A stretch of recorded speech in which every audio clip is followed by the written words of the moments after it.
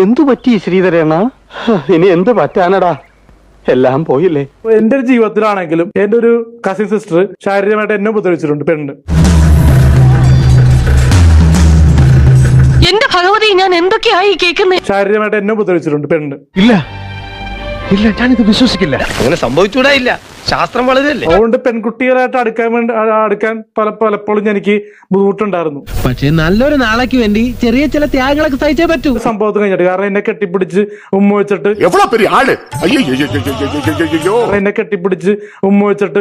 ഇത്രയൊക്കെ സംഭവിച്ചോ? മറ്റേ മൃഗീയമായ ഇപ്പൊ സ്ത്രീകളെ പീഡിപ്പിക്കാന്ന് പറയാറില്ലേ, അവൻ ആള് ശരിയല്ല, ഞരമ്പ് രോഗിയാ. അപ്പൊ അതേപോലെ എന്നെ ചെറുതായിട്ട് റേപ്പ് ചെയ്യാനായിട്ട് ശ്രമിച്ചു.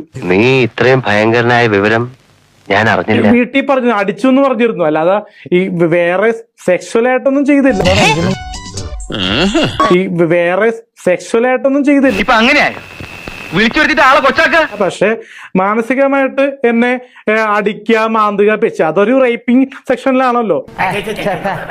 എന്നെ അടിക്കുക, മാന്തുക, പെച്ച, അതൊരു റേപ്പിംഗ് സെക്ഷനിലാണല്ലോ. ആണാണെന്ന് പറഞ്ഞ് നടന്നാ പോരാളിയാ, ഇതുപോലുള്ള ചില കാര്യങ്ങൾ കണ്ടുപിടിക്കണം. എന്നെ അടിക്കുക, മാന്തുക, പെച്ച, അതൊരു റേപ്പിംഗ് സെക്ഷനിലാണോ.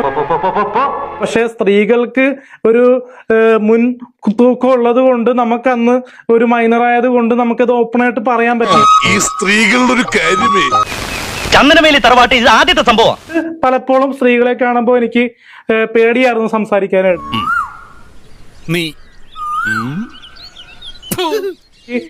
പേടിയായിരുന്നു സംസാരിക്കാനായിട്ട്. അതെങ്ങനെയാ? കർത്താവ് അടിയുള്ളവരെ കൊണ്ട് അറിയാൻ പറയില്ലല്ലോ. ഒരുപാട് നാള് കൗൺസിലിംഗ് ചെയ്തിട്ടാണ് അതൊക്കെ മാറിയത്. നിങ്ങൾക്ക് അത്ര സംശയമാണെങ്കിൽ എന്റെ രക്തം, കഫം, മൂത്രം ഒക്കെ പരിശോധിക്കാം. Yes, you can examination. ഇനി എല്ലാരും പിരിഞ്ഞു പോ. സ്വയം പിരിഞ്ഞു പോയില്ലെങ്കിൽ ഞാൻ ആകാശത്തേക്ക് വെടിവെക്കും. ഇമാതിരി തീട്ട കേസുമായിട്ട് എന്റെ സ്റ്റേഷനിലോട്ട് വന്നേക്കരുത് കേട്ടടാ.